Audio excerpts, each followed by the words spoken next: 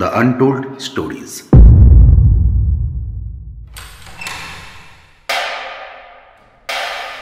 এই অদ্ভুত আওয়াজে সব ভূত পেতনিরা তটস্থ হয়ে উঠল। শ্মশানের পাশেই বড় শেওড়া গাছটা থেকে খড়ম পায়ে খটাং করে নামল ব্রহ্মদৈত্য।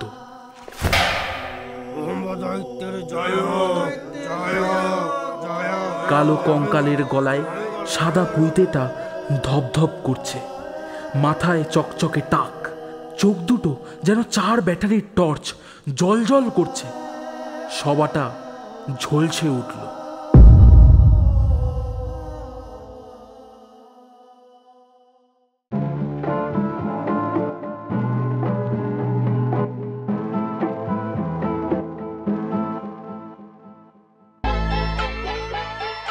আমরা নতুন নতুন গল্প বলতে ভালোবাসি।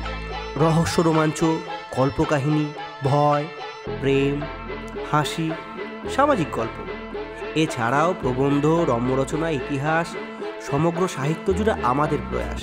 তাই সাথে থাকুন, শুনতে থাকুন দ্য আনটোল্ড স্টোরিজ। আপনারা শুনছেন দ্য আনটোল্ড স্টোরিজের নতুন segment the untold stories mini series. এখানে আমরা ছোট গল্পগুলো মূলত তুলে ধরি। আমাদের আজকের গল্প কুমারেশ ঘোষের অদ্ভুতুরে ভুতুরে সভা। কুমারেশ ঘোষ জন্ম 21শে জানুয়ারি 1913, মৃত্যু 23শে এপ্রিল 1995 সালে। তিনি ছিলেন ভারতীয় বাঙালি কবি, গল্পকার ও ঔপন্যাসিক। রঙ্গব্যঙ্গের জাদুকর হিসেবে বাংলা রসসাহিত্যের স্রষ্টাদের অন্যতম ছিলেন তিনি। রসসাহিত্য পত্রিকা জ্যোষ্ঠীমধু নিয়মিত সম্পাদনা করেছেন দীর্ঘ 33 বছর ধরে। গল্প পাঠে ময়ূখ চ্যাটার্জি, অন্যান্য চরিত্রে সুরজিৎ প্রামাণিক, অর্ণব পাল এবং অমৃতা হালদার। আবহ পরিকল্পনায় মিস্টার ভম্বল। শুরু করছি আমাদের আজকের গল্প অদ্ভুতুরে ভুতুরে সভা।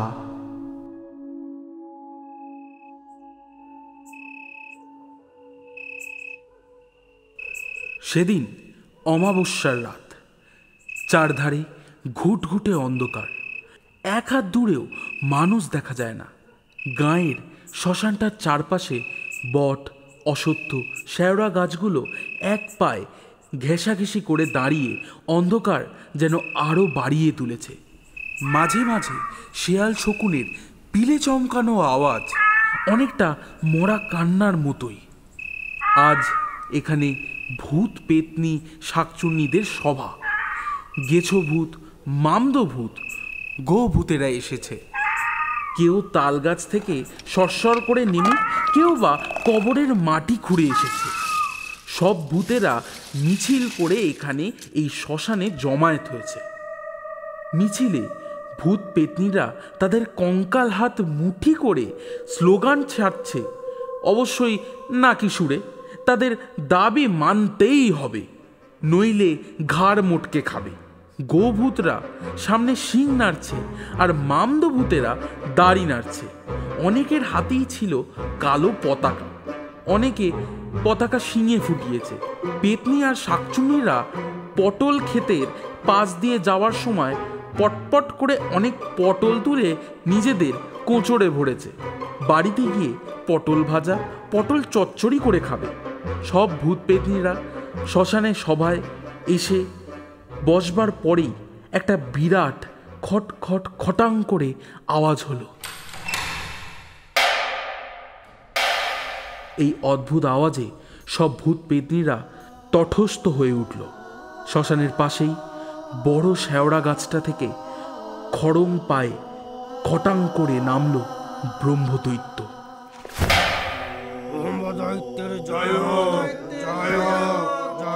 কালো কঙ্কালের গলায় সাদা পুঁইতেটা ধপধপ করছে, মাথায় চকচকে টাক, চোখ দুটো যেন 4 ব্যাটারির টর্চ জল করছে। সবাটা ঝলসে উঠল। শ্মশানের চিতার আতপোড়া কাঠ দিয়ে সভাপতি ব্রহ্মদৈত্যর যেন বিধি সাজানোই ছিল। সামনে রাখা আছে একটা মরার খুলি, ফুলদানি, তাতে সাজানো ছোট ছোট ঝাউ গাছের ডাল। ব্রহ্মদৈত্যী বেদিতে পায়ের ওপর পা রেখে বসল। শ্মশানে এদিক ওদিকে অনেক শুকনো মালা পড়ে রয়েছে। একটা ক্ষুদে পেতনি তা তুলে নিয়ে ব্রহ্মদৈত্যের গলায় পরিয়ে দিল। সভাপতি বরণ হল। ভূত পেতনিরা সব হার হাতে হাততালি দিল। সভাপতি ব্রহ্মদৈত্য বলল,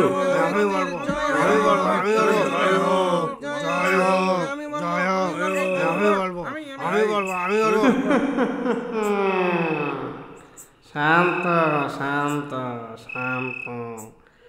হে ভ্রাতা ও ভাতৃগণ, প্রথম সারির 5 জন আপনাদের অভিযোগ পেশ করুন।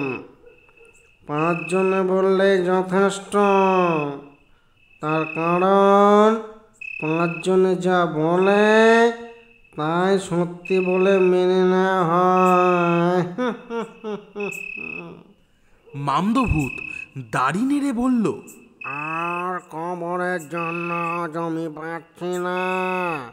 জমির দাম খুব বেড়ে গেছে, তাই কারখানা পর্যন্ত বিক্রি হয়ে যাচ্ছে।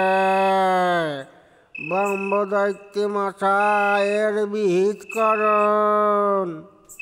গেছো ভূত বলল, সব গাছ কেটে ফেলা হচ্ছে শহর করবার জন্য। আমরা আমরা থাকি কোথায়?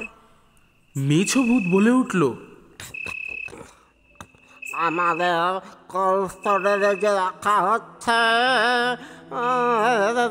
শীতে আর কাঁপুনি কাঁপতে হয়। একবার মরে আবার মরার জোগাড়। ব্রহ্মদৈত্য মশাই বাঁচাও। গোভূত বলল, আমাদের হাড় চামড়া শিং দিয়ে নানান জিনিস তৈরি করছে।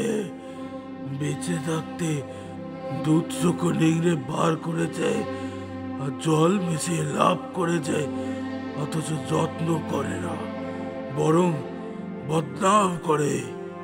আমরা নাকি দুধ দিই না, কেবল খেয়ে যাই। পেতনি বলল,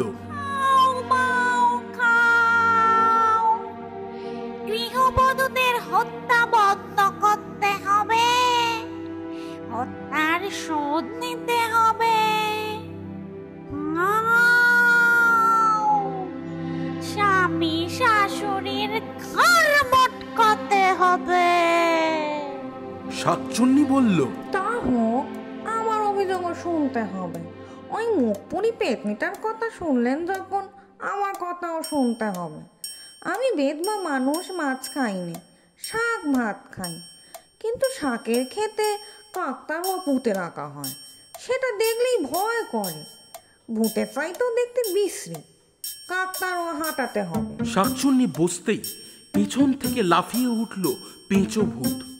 হাত উঁচিয়ে বলল, স্যার স্যার, আমার কমপ্লেন আছে, আমার কমপ্লেন আছে, কমপ্লেন। শুনেই চমকে উঠল ব্রহ্মদৈত্যী। কমপ্লেন? না না না না না, এসব চলবে না। ও তো নাকি পুষ্টিকর খাদ্য, আমাদের শত্রু। আমাদের কাছে নাচতে দেওয়া ষড়যন্ত্র। এই বসুন বসুন, আপনি বসুন। না স্যার, কমপ্লেন নয়, কমপ্লেন, অভিযোগ। আগে বাচ্চারা পেঁচোয় পেয়ে মরত, এখন নানা ওষুধের কৃপায় আর মরছে না। ওষুধে আরো ভেজাল বা বিষ মেশানো যায় কিনা ভেবে দেখুন। আমি বলবো। আচ্ছা ঠিক আছে, বেশ বেশ, আপনাকে তো বুঝতে মনে আছে।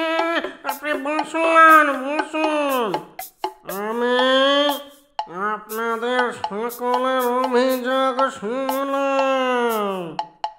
আমি তাল গাছের গেঁচো ভূতকে নির্দেশ দিচ্ছি, তিনি সব অভিযোগ তাল পাতায় লিপিবদ্ধ করে যমরাজের সেক্রেটারি চিত্রগুপ্তের কাছে পাঠিয়ে দেবে।